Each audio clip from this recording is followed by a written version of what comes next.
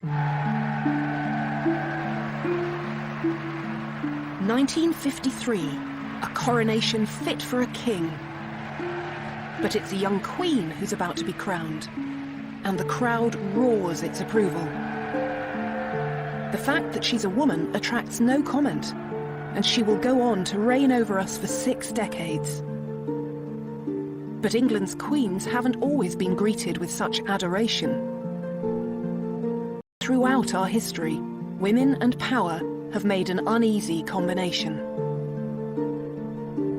800 years earlier, another female heir to the throne came to Westminster for her coronation. She wasn't met by cheering crowds. Instead, she was chased away from the capital by an angry mob. Her name was Matilda, the first woman to make a claim to the English crown in her own right. But 800 years ago, power was inescapably male. There was no question in the medieval world. Men ruled, and women didn't. A king was a warrior who literally fought to win power, then battled to keep it. Yet despite everything that stood in their way, a handful of extraordinary women did attempt to rule medieval and Tudor England. This series is about the queens who challenged male power and the fierce reactions they provoked. When they pursued power like kings, these royal women were criticised and condemned. Most graphically of all, they've been vilified as she-wolves. These are the stories of the she-wolves of England. And to explore them is to realise just how far we've come and how little has changed.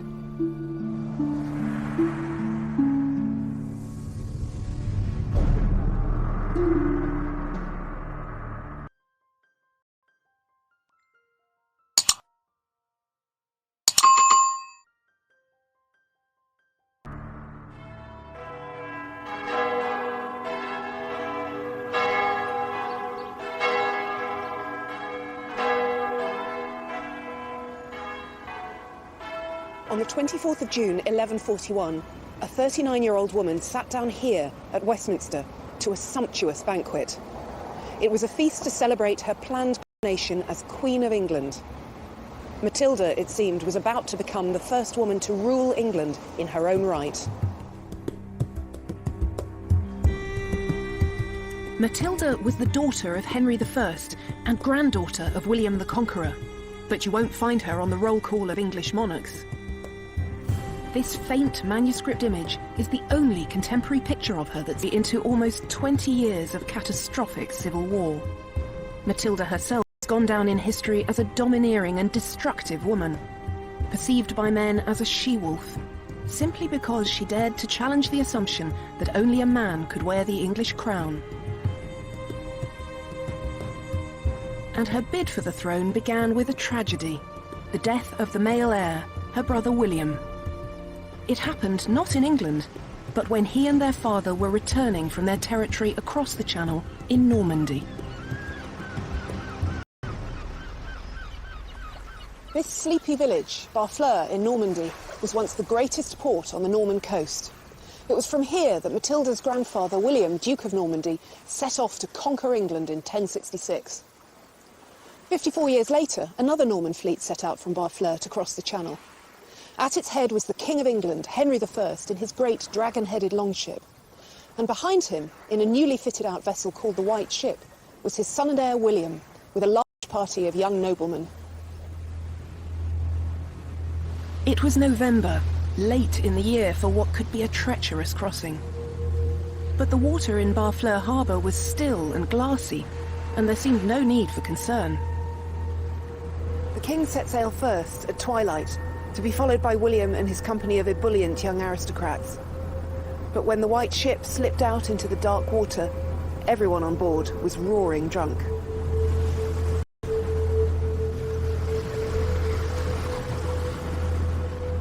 No one noticed the rock at the harbour mouth, but no one could mistake the sickening jolt as the ship struck.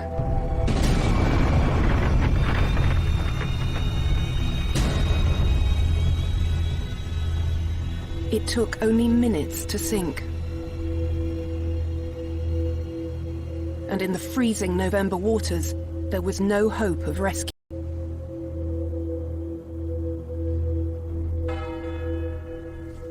the chronicler William of Malmesbury wrote, "No ship that ever sailed brought England such disaster." It was such a calamity that 2 days passed before anyone dared to break the news to King Henry. When eventually a stuttering boy was pushed forward to tell him that his son was dead, the king collapsed in anguish. It was a personal tragedy, but for a king, the personal was always political, and all Henry's hopes for his country's future had been swallowed by the sea, along with his drowned son. Norman kings had worn the English crown for just over 50 years, but already a dynasty had been founded, and a new source of sons and heirs. But now there was no natural successor to continue the line. No boys. Just a daughter called Matilda. There had never been a female heir to the English throne. But then again, there was nothing explicitly to say that a woman couldn't inherit the crown. The revolutionary effects of the conquest, which had swept away all precedent and tradition, meant that Norman England hadn't yet developed fixed rules about how a new monarch should be chosen. But in these times, it wasn't enough to have a right to the throne. To wear the crown, you had to fight for it too. That's exactly what happened with Matilda's father. Henry I had fought his older brother for the rule of England and Normandy. And once he'd become king, he had to keep on fighting to impose his authority on his nobles. Could this possibly be a job for a woman? These are the two sides of a king's great seal, the physical representation of the crown's authority that hung from every royal decree. An iconic image of power that demonstrates the king's most fundamental roles. Here, on one side, he sits with an orb and scepter in his hands to give justice to his people. On the other, he rides a war horse with his sword unsheathed to defend his kingdom.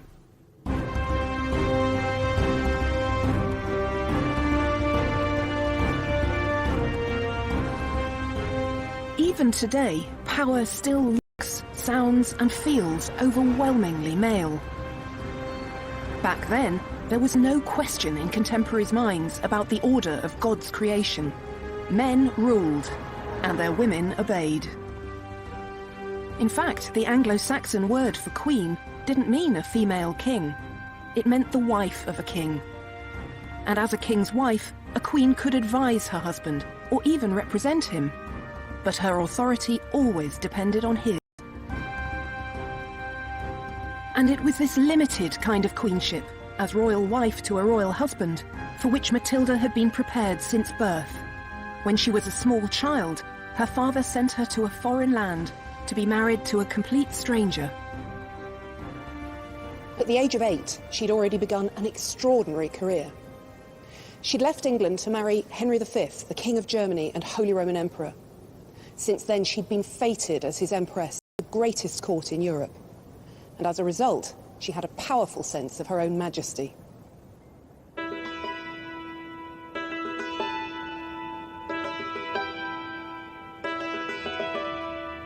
Matilda, 23, her husband died suddenly.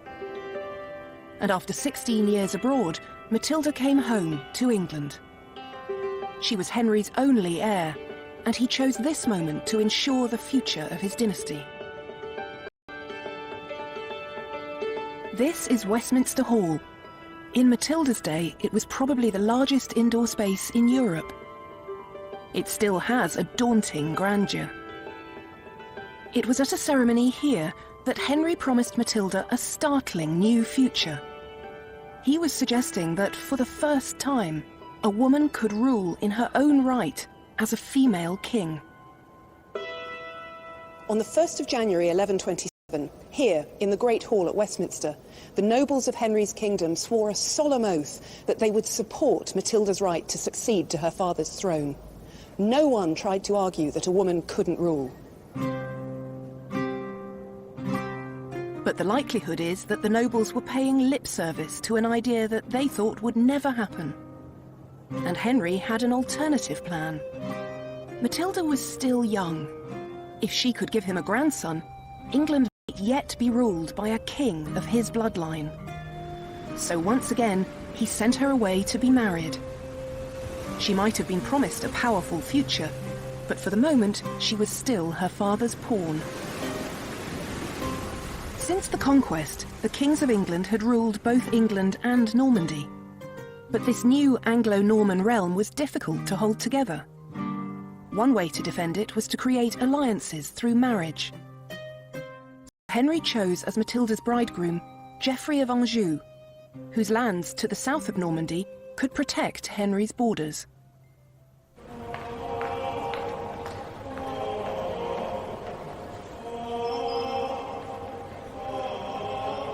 In June 1128, Henry came here to his Norman capital, Rouen, to knight his prospective son-in-law. Henry was delighted with the match, but Matilda wasn't so pleased. The good news? Geoffrey was so handsome and athletic that he was nicknamed Geoffrey the Fair. The bad? He was only 15. Matilda clearly wasn't dazzled by Geoffrey's good looks. He was 11 years younger than her, and her junior by far in status and experience. She'd just lost a husband who'd been a father figure as well as an emperor, and now she was offered an arrogant teenager as his replacement. She tried to resist the match, but in the end she had no choice. She did her unpleasant duty and married him. But Matilda didn't give in easily. She never called herself Countess of Anjou. Instead, she always insisted on the greater magnificence of her own title as Empress and daughter of the King of the English. As such, Matilda knew what her father expected of her, that she should produce a male heir. But just a year after the wedding, the unhappy couple were living apart. Matilda might have given up on her marriage, but her father hadn't. In 1131, he imposed a reconciliation on the couple, and to good effect. In the spring of 1133, Matilda gave birth to her first child, a healthy boy called Henry, after his proud grandfather.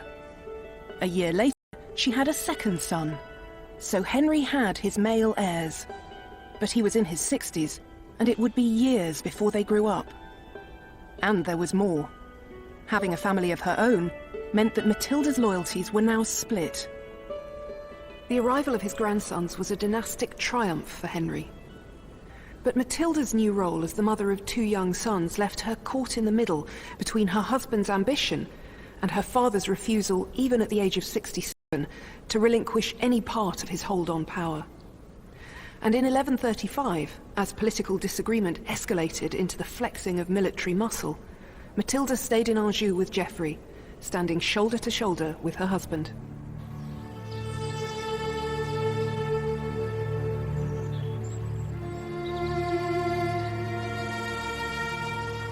But just as Matilda was fighting for power for her husband, she was suddenly offered power in her own right.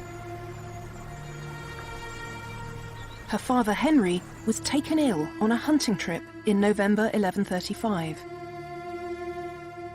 Knowing that his grandsons were not yet old enough to succeed him, as Henry lay dying, he insisted that the nobles abide by the agreement they'd made 8 years earlier to allow Matilda to rule. And as soon as the news of her father's death reached her, Matilda made her first move in becoming queen. She rode north to seize control of Argentan, an important fortress that was crucial to the rule of Normandy. But then she went no further. She discovered she was pregnant.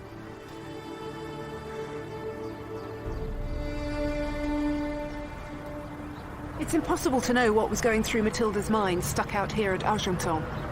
The chronicler William of Malmesbury says only that she failed to return to England for certain reasons, which at a distance of almost 900 years, if the nobles would simply rally to her cause. What we do know is that while Matilda hesitated, it was her cousin Stephen who seized the moment.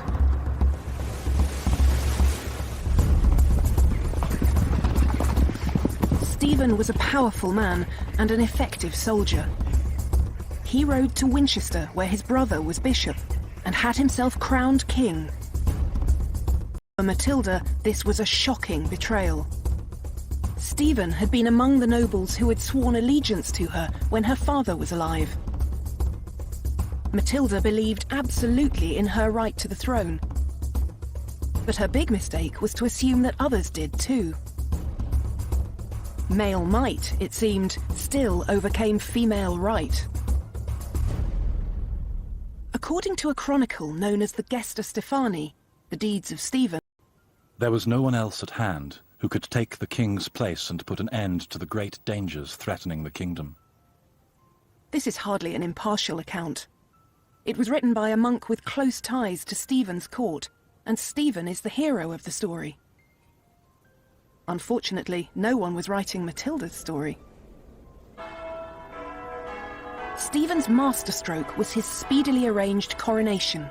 Once God had made him king, no man, let alone a woman, could undo it. Stephen's kingship had taken effect in the moment he was anointed with holy oil. But in that instant also lay the seeds of civil war. Two different forms of royal legitimacy now stood in opposition to one another. Matilda was the only legitimate child of the previous king, and the nobles had sworn allegiance to her as his heir. But Stephen had just been anointed and crowned as Henry's successor. Victory for one now meant defeat for the other.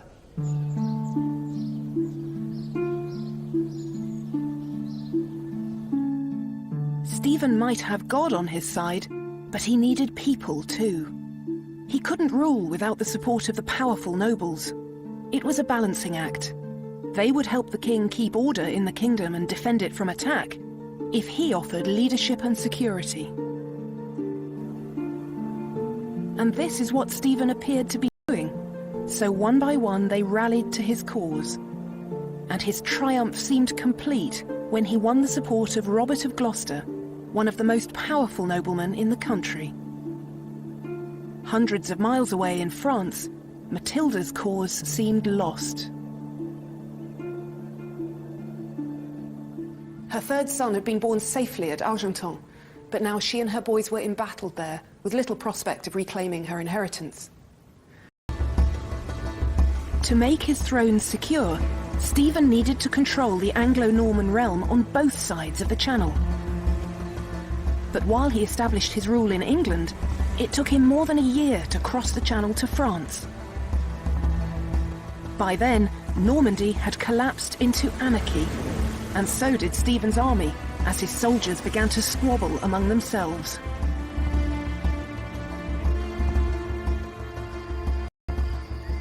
At her base at Argenton, news reached Matilda that Stephen's campaign in Normandy was disintegrating into chaos. Most significantly of all, the uneasy alliance between Stephen and Robert of Gloucester began to fall apart. And in June 1138, in a dramatic about-turn, Robert declared his support for Matilda. At a stroke, her position was transformed. Matilda now had a route to England and the throne. Robert's lands in Normandy gave her a safe corridor to the coast. Stephen was still the anointed king, but for the first time, cracks were beginning to appear in his regime. How far would Matilda go to fight for the crown that she believed was hers? It was becoming clear that Matilda herself would have to stand at the centre of the campaign to secure her inheritance. Her uniquely royal blood, despite the female body in which it was housed, represented the only hope of challenging the sanctity of Stephen's coronation. And so, in 1139, Matilda set foot on English soil for the first time in 8 years. She came here, to Arundel Castle. News quickly reached Stephen of Matilda's arrival, and he lost no time in marching an army to Arundel's gates. For once, Matilda's sex worked to her benefit, not her disadvantage. She was the daughter of a king, the widow of an emperor, and Stephen's own cousin. Attempting to wage war on a woman of such exalted status would be a profoundly risky business. So Stephen was reluctantly persuaded to allow Matilda to leave Arundel. This played straight into Matilda's hands. She immediately went to Bristol, where Robert of Gloucester waited in his fortress. While Matilda's forces were still smaller than Stephen's, support for her was growing. Men who had wavered in their loyalty to Stephen now had the royal figurehead they needed. And while Matilda's forces had no chance of overwhelming Stephen's army head-on, they did find a way to wear him down with feints and lightning strikes, a kind of guerrilla warfare that kept Stephen on the back foot. Civil war raged in England, and it took an immense toll on the country. The countryside was plundered and reduced to blackened earth by hostile troops.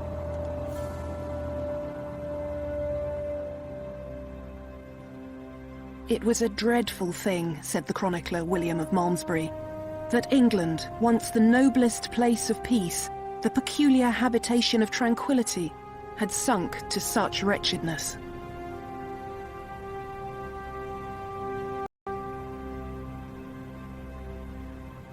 But out of that wretchedness would come the moment of Matilda's greatest triumph. In February 1141, in vicious fighting at Lincoln, troops loyal to Matilda defeated Stephen's army and took the king prisoner. It had been 5 years since her father's death, but now the throne was within her reach for the first time. Now Matilda knew she needed the church and the people to recognize her as queen.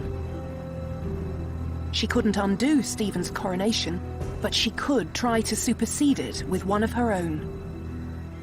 And she found an unlikely ally in the man who had orchestrated Stephen's coronation.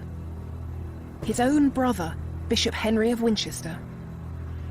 Matilda cleverly promised Bishop Henry first place among her advisors, and in return, he rallied the church to her cause. In April 1141, Bishop Henry convened a special council of the church at Winchester. Among those who attended was the chronicler William of Malmesbury. This is a translation of William's chronicle, and it's an extraordinary thing, more than 800 years later, to read an eyewitness account. It turned out that the bishop was a master of political spin. He explained to the council that when King Henry died, he had left his crown to his daughter. But, he said, because it seemed tedious to wait for the lady, who made delays in coming to England since her residence was in Normandy, thought was taken for the peace of the country, and my brother allowed to reign. This was a piece of breathtaking revisionism, but the bishop didn't stop there. Stephen, he declared, hadn't brought peace and justice to England, and he was now a prisoner. So the English church spoke in the voice of Bishop Henry. We choose as Lady of England and Normandy the daughter of a king who was a peacemaker, a glorious king, a wealthy king, a good king, without peer in our time, and we promise her faith and support. This was a victory that Matilda had fought for 6 long years to achieve.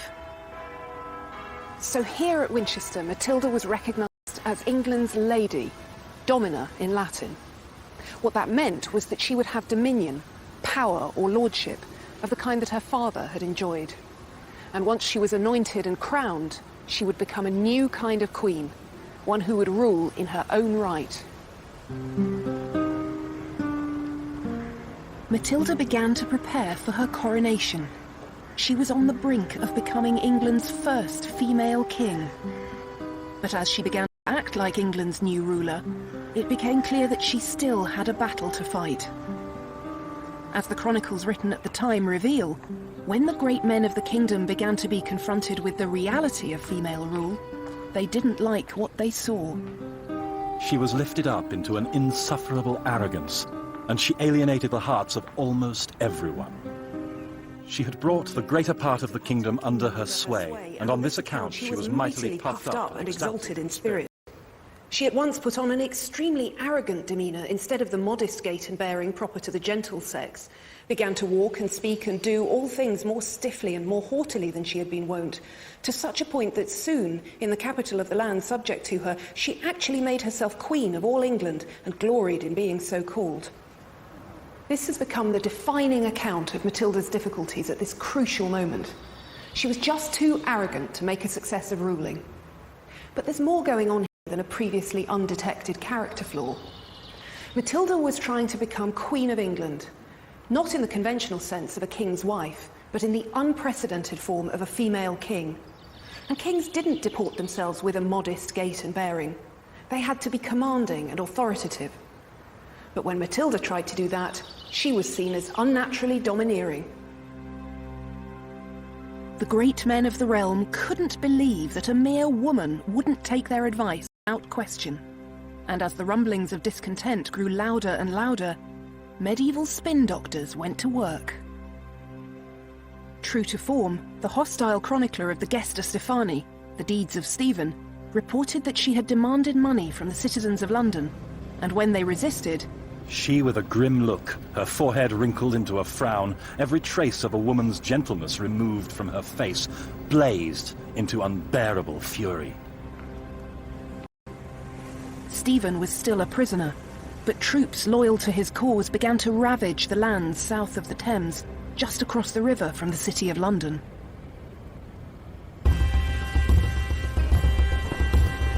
Pressed on with her coronation plans. She was so close to her moment of triumph, but at the last moment, everything began to unravel.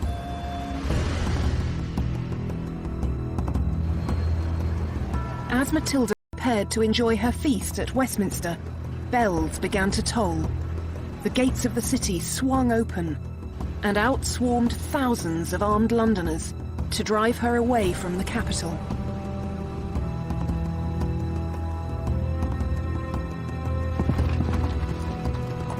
All Matilda's hopes of being crowned queen were trampled into the dirt, along with the feast she had left behind.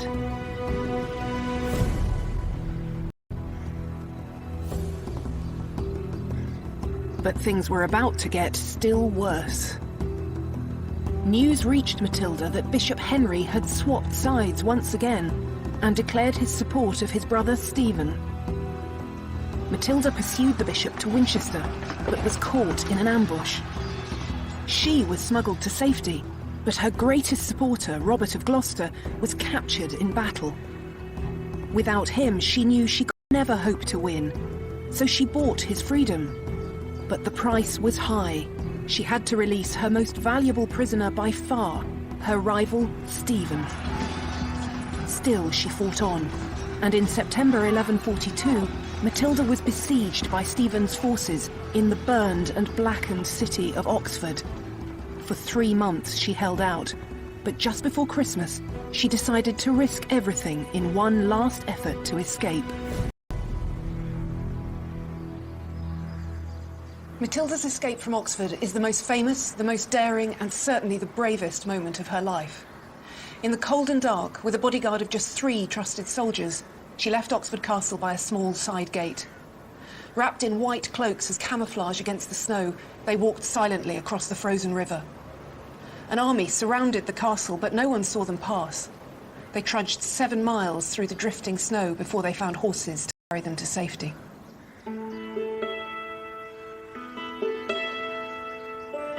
It was a courageous escape by anyone's standards.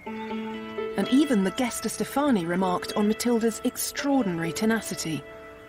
Never have I read of another woman so luckily rescued from so many mortal foes and from the threat of dangers so great. Matilda was now free, but nothing had changed. England remained in military deadlock. It was time to develop a new game plan. As the destructive stalemate continued, Matilda could be. But she was the mother of a son, Henry, and he was an entirely different prospect. Matilda recognised that the battle she now faced was to win the crown for her son, not to wear it herself. If the she-wolf couldn't wear the crown, then her cub would. While Matilda had been fighting in England, her son Henry had grown up in France. As a strong and energetic warrior, he had all the promise of a future king, and Matilda decided that the time had come for him to fight for his grandfather's kingdom. Stephen's position had depended on his ability to offer security and leadership. But the anarchy of the long years of civil war had undone all that. According to the Anglo-Saxon Chronicle, England's people felt abandoned by God, saying that while they suffered, Christ and his saints slept. And so, in the face of dwindling support, Stephen was forced to agree a compromise. He would remain as king, but at a ceremony here in Winchester, Stephen recognised Henry as his successor. Matilda had won, but the cost of her victory was her own political eclipse. She wasn't even mentioned by name in the treaty that brought an end to the conflict that had dominated her life. It wasn't long, though, before her self-denial was rewarded. Stephen died in October 1154, and 2 months later, almost exactly 19 years since Matilda's father had died, her son was crowned King Henry II. With her son safely on the throne, Matilda returned to Normandy and settled just outside its capital, Rouen, where she acted as Henry's counsellor and sometimes his royal deputy. Matilda had shown how hard it was for a woman to rule in her own right. In the end, she sacrificed her own claim to the throne to ensure her dynasty continued. She had lost the battle, but she had won the war. Her father would have been proud of her, and her son certainly was. Henry never forgot the importance of his mother, and always called himself Henry Fitz-Empress, son of the Empress. A poem from the time recalls that nothing in the world was dearer to him than she. Matilda died in Normandy at the age of 65 on the 10th of September 1167.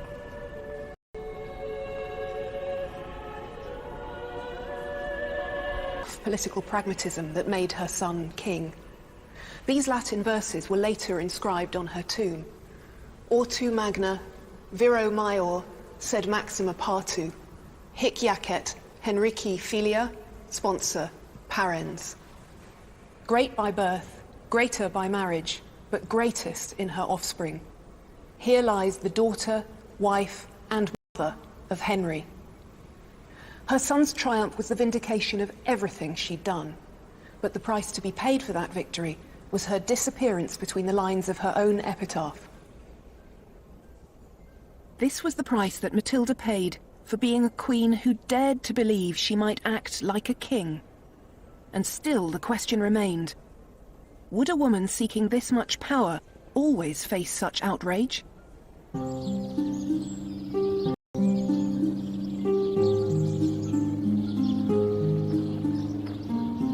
Her daughter-in-law would attempt to find out, with just as much determination as Matilda herself.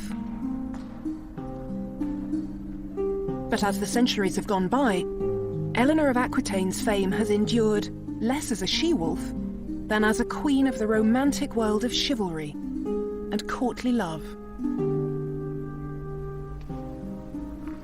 In fact, we know very little for certain about Eleanor's looks or her emotional life. The only contemporary image of her that survives is this effigy from her tomb at Fontevraud Abbey, and it's hard to get a sense of the extraordinary woman behind this mask-like face. One clue to her intellect is perhaps the book she's holding, not a typical prop for a medieval woman. But then Eleanor wasn't typical in anything she did. She spent 80 years at the centre of European politics, not as a passive consort, but as a dynamic force in her own right. Above all, she was a woman who believed in her own agency, her ability to determine her own fate.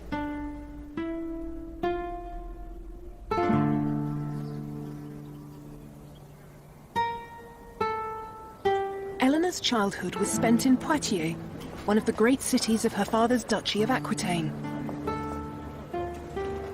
In her day, it had a reputation as a place of poetry, romance, and wit.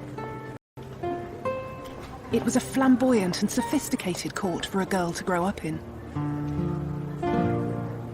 This exquisite church, with its elaborate carvings and richly painted walls, gives us a rare glimpse into the sumptuousness of Eleanor's early life. But at the age of 13, she was abruptly taken away from all this. The beginning of Eleanor's life was entirely conventional for an aristocratic heiress.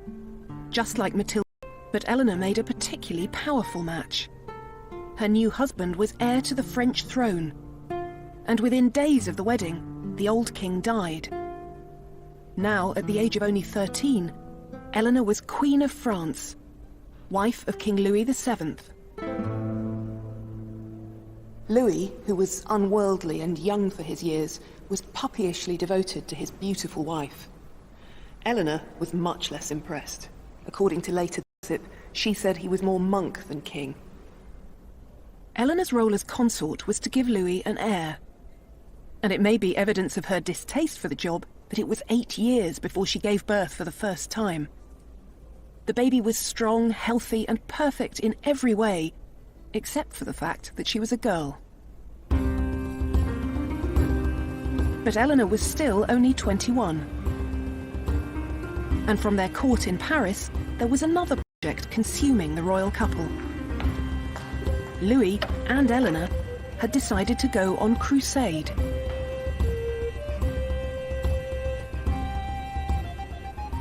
Here at Saint-Denis, in June 1147, Eleanor knelt to receive the Pope's blessing during the Crusade's elaborate send-off, and she almost fainted on a suffocatingly hot day. But she didn't show any such vulnerability in the face of the very real dangers of the Crusade itself.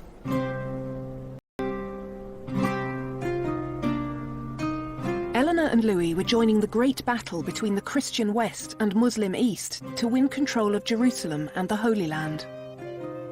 This adventure was the first sign that Eleanor was not going to be a conventional wife or queen. A crusade was not to be taken lightly, a treacherous journey across thousands of miles to face dangers of landscape, climate, disease, and war. Ironically, though, the greatest threat to France's queen wasn't her position near the front line, but a personal scandal. Eleanor and Louis made their way across Europe. In the spring of 1148, they sought refuge in Antioch, now in modern-day Turkey, which was ruled by Eleanor's uncle, Raymond of Poitiers. According to one chronicler, Raymond was the handsomest of the princes of the earth, and Eleanor delighted in his company. Soon the intimacy between them began to spark scandalous gossip that raced across Europe. This was a dangerous moment for Eleanor. She was suspected of having an incestuous affair with her uncle. Bad enough, you might think. For a queen, however, adultery was also treason. When Louis decided to leave Antioch, Eleanor astonishingly refused to go with him. And when he tried to insist, she showed just how far she was prepared to go to escape him. Eleanor decided to use church law to claim that her marriage was invalid. In theory, the church banned marriages where a couple shared an ancestor within the previous 7 generations, as Eleanor and Louis did. But this was a law that the powerful could always get permission to ignore. According to the chronicler John of Salisbury, when the king made haste to tear her away, she mentioned their kinship, saying it was not lawful for them to remain together as man and wife, since they were related by the 4th and 5th degree. The reality was that church law was used by powerful men to get rid of wives who were no longer politically convenient.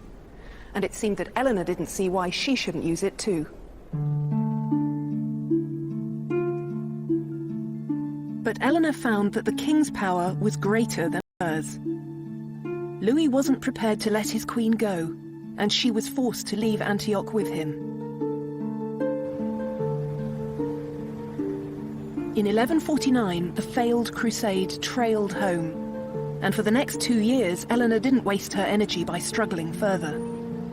She remained dutifully in Paris, and in 1150, she gave birth to another daughter. But then she encountered the man who would change the whole course of her life. This man was Matilda's son, Henry, future King of England, and in 1151, peace talks brought him to Paris.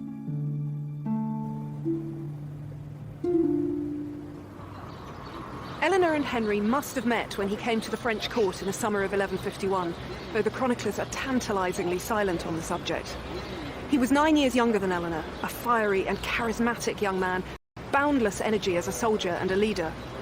And just 7 months later, the difficulties in Eleanor's marriage erupted into the open once again.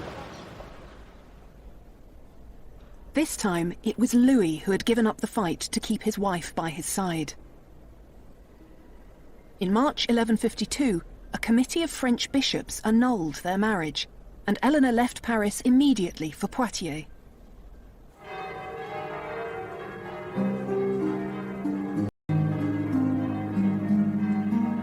Just 8 weeks and 2 days after her divorce, she married Henry. In doing so, she changed the balance of power in Europe.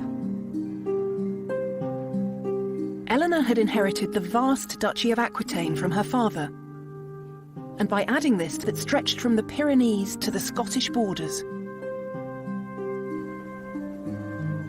Eleanor had already shown that she would determine her own future. But now, in her second royal marriage, she found she wasn't the strongest female influence in her husband's life. That role went to her new mother-in-law, Matilda. We don't know anything about the relationship between these two formidable women. But what we do know is that while Eleanor did her duty as Henry's queen, producing 8 children in 15 years, it was Matilda who was the elder stateswoman in his government. That was to change in 1167, when Matilda died less than a year after the birth of her last royal grandchild. Now, at the age of 43, Eleanor's political career was about to begin in earnest.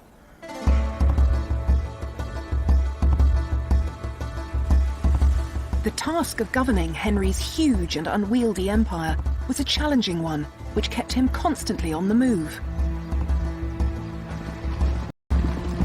Aquitaine, at its most southern edge, was culturally and politically alien to Henry, but it was Eleanor's homeland. And in 1168, Eleanor went to govern the duchy in her husband's name. For Henry, this was a matter of political strategy, but for Eleanor, an opportunity and a welcome homecoming. Hidden inside what are now the law courts, Eleanor's city of Poitiers is all that remains of her vast palace. We don't know very much about the details of Eleanor's rule, but it's clear that she exercised independent power here, holding great courts where she gathered Aquitaine's lords around her. But she wasn't accused of unnatural pride as Matilda had been in England. Instead, her role as Aquitaine's duchess was accepted. A woman in charge was much less challenging, it turned out, if she were ruling as the lieutenant of an absent husband. However, the stories that surround this period of Eleanor's life are tales of romance and chivalry. Aquitaine was the home of the troubadours, who sang of knights declaring their passionate devotion to unobtainable ladies and attempting heroic deeds of valor to win their hearts. One 12th century text entitled De Amore puts Eleanor at the center of these stories, ruling over a court of love that pronounced judgment on questions such as whether true love could exist in marriage.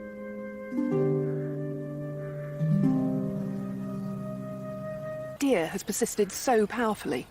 How much easier to think of Eleanor as the queen of romance, concerned with emotions, not politics. But what Eleanor did next, I think, demonstrated in the most dramatic way just how important power was to her.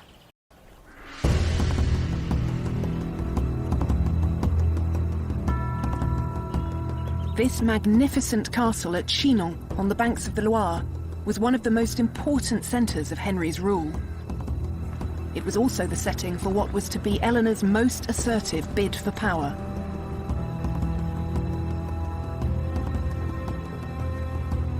Eleanor never had a claim to be a monarch in her own right, but her children did. And as a mother, she was prepared to fight tooth and claw for her son's rights. It was a fight that would dominate the rest of her life. Male heirs were a medieval king's greatest asset, the insurance that his dynasty would prevail. But grown-up sons weren't always prepared to wait patiently while their father still reigned. When Eleanor's 3 eldest boys reached their teens, they were champing at the bit for a share in ruling their father's empire. And although Henry promised them a role to play, he couldn't bring himself to delegate real power. In 1173, their oldest son had had enough of his father's empty promises. Under cover of night, he rode away from Chinon to defect to Henry's great enemy and Eleanor's ex-husband, the King of France. Eleanor's husband was devastated at their son's betrayal, but Henry was about to get a much bigger shock. When he sent for his wife and his younger sons, he discovered that Eleanor and the boys had also left for Paris. It was clear that Eleanor, too, was in open revolt against her husband and king. Why did Eleanor turn on her husband? The story that's often told is that she was violently angry about Henry's affair with a beautiful young woman named Rosamond Clifford, known as Fair Rosamond, the Rose of the World. There's no way of knowing now what Eleanor thought or felt, so we'll never be sure exactly what was going through her mind when she rebelled against her husband. And once again in Eleanor's life, emotion gets used to fill a gap left by an absence of evidence. All kings had mistresses, and Eleanor was worldly wise enough to know that. But she had a formidable political brain, and it's much more likely that she, like her sons, was angry that the power Henry had given her in Aquitaine wasn't everything he'd promised. Eleanor was treading an intensely dangerous path, but she had thinkable when she left one king to marry another. Now her second royal husband was standing in the way of her ambition, and she would leave him too.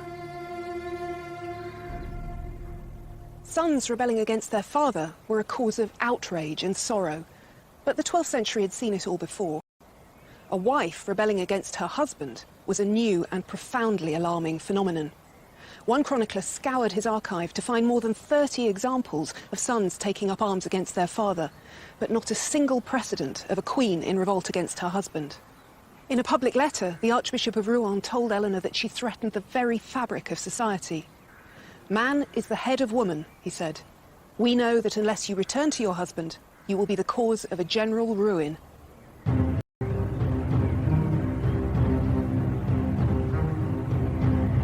But Eleanor, as always, refused to be cowed. She set about mustering support from the disaffected lords of Aquitaine, who were always ready to resist Henry's rule. Finally, she rode north to join her sons. But she never arrived. She was captured on the road by her husband's forces. According to one chronicle, they found her disguised as a man. With Eleanor captured, the boys were no match for their father. By the autumn of 1174, they had no choice but to throw themselves on his mercy. Henry was generous in victory and offered his sons peace with honour. To Eleanor, he was not so magnanimous.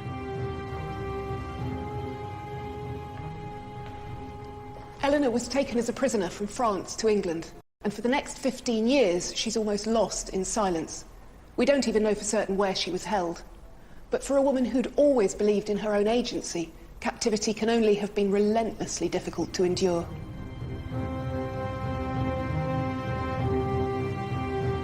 Eleanor was blamed for their family's descent into civil war. But during the 15 long years she was kept under lock and key, they kept on fighting.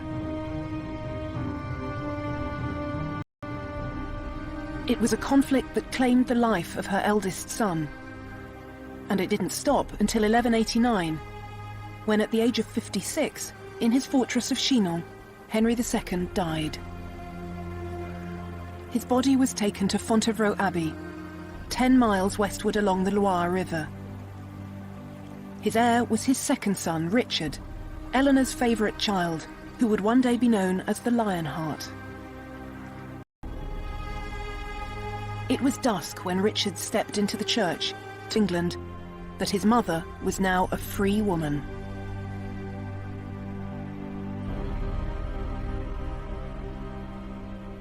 Eleanor was 65 years old, and after 15 years in captivity, her moment had come. And this time, she wasn't just given the Duchy of Aquitaine to rule, but the Kingdom of England. Richard sent word that his mother should have the power of doing whatever she wished in the kingdom. Eleanor had to rule England because Richard was away on crusade. And unusually for Eleanor's controversial career, her power didn't provoke critical comment. It seemed that a Queen Mother ruling on behalf of her son, the King, was infinitely more acceptable than a queen ruling in her own right. To establish her son's new regime, Eleanor travelled from city to city and castle to castle at the head of her queenly court, an unusual adjective for the chronicler Roger of Howden to choose, but one that emphasised the rare spectacle of a woman alone at the helm of English government. And she had to do the job for much longer than anyone had anticipated. On his way back from the Holy Land, Richard was captured and spent more than a year behind the walls of a German castle. It was Eleanor who kept the peace in England during his absence, and Eleanor who raised the ransom that eventually bought his freedom. When Richard died in 1199, struck by a stray arrow at a siege in France, it was Eleanor who secured the succession of her youngest son, John.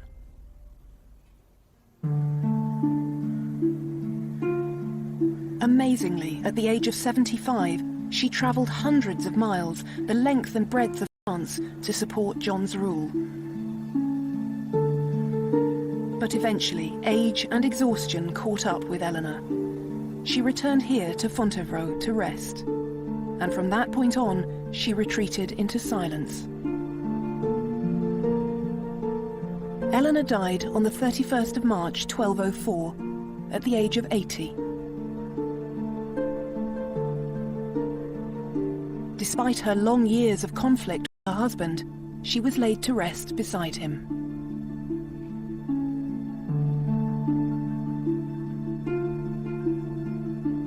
Matilda and Eleanor both believed in their right to rule for themselves. Matilda got to the very brink of her own coronation as Queen of England. And when Eleanor's power and autonomy were threatened, she went so far as to lead a rebellion against her own husband. But in practice, it turned out that the sight of a woman pursuing power for herself caused consternation. In the next programme, we meet the queens who inspired that title in literature. One accused of murder, the other of plunging the country into the Wars of the Roses, Isabella and Margaret each fought for power in one of the most brutal periods of English history.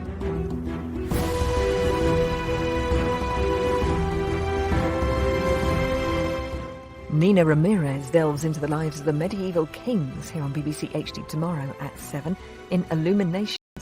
Back to tonight now, though, and we're getting a lesson in Norwegian waffles next with the Hairy Bikers.